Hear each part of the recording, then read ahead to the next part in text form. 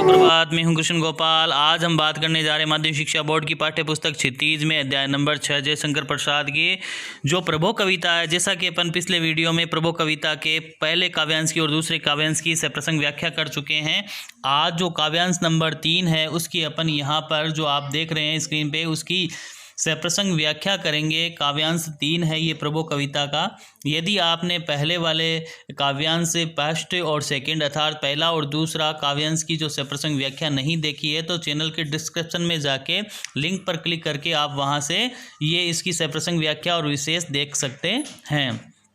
तो चलो हम आगे के काव्यांश की बात करते हैं। काव्यांश नंबर 3 में हम देखो ये आपको स्क्रीन पे दिखाई दे रहा है। अपनी पाठ्य पुस्तक क्षितिज में जयशंकर प्रसाद की प्रभो कविता है उससे लिया गया है। मैं अब आपको बता देता हूँ कि जयशंकर प्रसाद की जो काव्य संग्रह है कानन कुसुम उससे ये प्रभो कविता ली गई है अपनी पाठ्य पुस्तक में। तो पहले अपन इस कविता को जो काव्यांश नंबर 3 है पढ़ते हैं और फिर इसकी सप्रसंगी व्याख्या करते हैं। देखिए, प्रभो प्रेम में प्रकाश तुम हो, प्रकृति पद्मिनी के अंशु माली, असीम उपवन के तुम हो माली, धरा बराबर बता रही है। जो तेरी होवे दया निधि तो पूर्ण होता ही है मनोरथ, सभी ये कहते पुकार करके यही तो आशा दिला रही है। विमल इंदु की विशाल किरणें प्रकाश तेरा बता रही है। जैसा कि अपन ने शुरू में देखा था, विमल इंदु की विशाल किरणें प्रकाश तेरा बता रही है। विमल इंदु की विशाल किरणें प्रकाश तेरा बता रही है। तो सबसे पहले मैंने आपको बताया था कि इसमें कवि जयशंकर प्रसाद है वो यहाँ पर कवि जो प्रकृति के दृश्यों में ईश्वर के दर्शन हमें करा रहे हैं।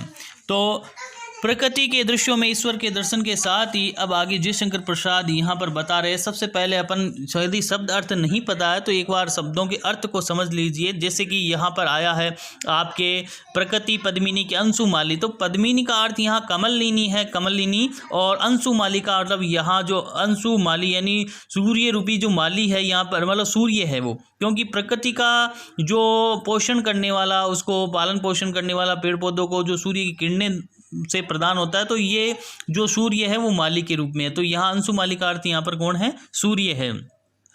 और असीम उपवन आप जानते हो बाग बगीचे, और धरा यानी पृथ्वी, दया निधि जो तेरी होवे दया निधि, दया निधि का मतलब यहाँ पर है दया के भंडार जो ईश्वर के पास मौजूद है, और वो दया के भंडार है। और साथ ही जो मनोरथ है यहाँ पर तो पूर्ण होता ही है मनोरथ। मनोरथ मतलब आपकी मनोकामनाएं, जिसे हम कह सकते हैं अभिलाषा, चाह, इच्छा, वो है आपका मनोरथ। तो हम सबसे पहले इसकी जो व्याख्या करने से पूर्व आपको प्रसंग लिखना है, प्रसंग के बाद आपको व्याख्या और फिर विशेष करना रहता है। तो प्रसंग किस प्रकार से लिखना है वही जो पहले बता चुका हूँ मैं फिर और बता देता हूँ आपको कि जैसे प्रस्तुत अवतरण जयशंकर प्रसाद द्वारा रचित प्रभो शीर्षक कविता से उद्धत है। जयशंकर प्रसाद द्वारा प्रभो कविता से उद्धत शीर्षक है और उसमें जिसमें ईश्वर को प्रदत्त सृष्टि का पालक, रक्षक और सभी के मनोरथों को पूर्ण करने वाला बताया गया है।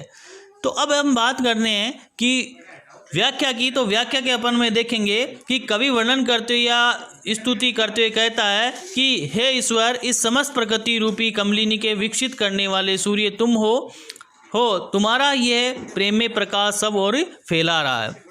यहाँ पर हम बात करते हैं प्रभु प्रेम में प्रकाश तुम हो, प्रकृति पद्मिनी के अंशु माली, असीम उपवन के तुम हो माली, धरा बराबर बता रही है।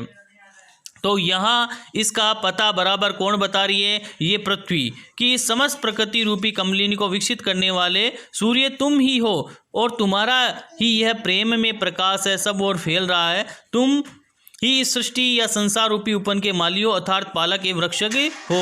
यही बात ये धरती बराबर बता रही है। अब हम बात करते हैं आगे दूसरे नीचे जो काव्यांश दिया रहा है, जो तेरी होवे दया निधि तो पूर्ण होता ही है मनोरथ, सभी ये कहते पुकार करके यही तो आशा दिला रही है। तो जिस प्रकार से जो पूर्ण होवे मनोरथ, जो तेरी होवे दया निधि तो पूर्ण होता ही है मनोरथ, यानी कि हे ईश्वर, यदि हम भक्तों पर तुम्हारी दया हो जाती है तो ये दया के भंडार प्रभु हमारे सारे मनोरथ पूर्ण हो जाते हैं, अर्थात अभिलाषाएं, इच्छाएं हैं वो पूरी हो जाती है। इस संसार के सभी से यह कहते पुकार करके यही तो आशा दिला रही है। इस संसार के जो सभी लोग यही पुकार करके कहते हैं तथा इसी से मुझे अपने मनोरथ के पूर्ण होने की आशा है। अर्थात संसार में यही आशा प्रचलित है कि मनुष्य के समस्त मनोरथ यानी जो मनोकामना इच्छाएं हैं वह ईश्वर की कृपा द्वारा पूर्ण होती है, क्योंकि ईश्वर के पास दया का भंडार है। तो यही तो आशा दिला रही है। तो मतलब ईश्वर का जो है यहाँ पर ईश्वर वो दयानिधि है, दया के भंडार है। अर्थात ईश्वर के द्वारा जो दया प्रदत्त की जाती है और जो व्यक्ति हैं उनकी सभी मनोकामनाएं जो इच्छाएं हैं वो अभिलाषाएं वो पूर्ण होती है। किसके द्वारा? ईश्वर के द्वारा। तो वो कृपा के पात्र हैं, कृपा दया से पूर्ण होते हैं। इसीलिए ईश्वर के द्वारा, ईश्वर मनुष्य के समस्त मनोरथ है वो ईश्वर के द्वारा पूर्ण किए जाते हैं। तो इस प्रकार से आपको इसकी व्याख्या करनी है। साथ ही प्रसंग लिखने के बाद, व्याख्या लिखने के बाद आप विशेष में सरल सहज भाषा का प्रयोग किया गया है। दयानिधि रूपी ईश्वर को बताया गया कि वो मनोरथ अर्थात जो अभिलाषाएं हैं पूर्ण करते हैं। दयानिधि ईश्वर दया का भंडार है तथा खड़ी बोली का प्रयोग किया गया है। धन्यवाद।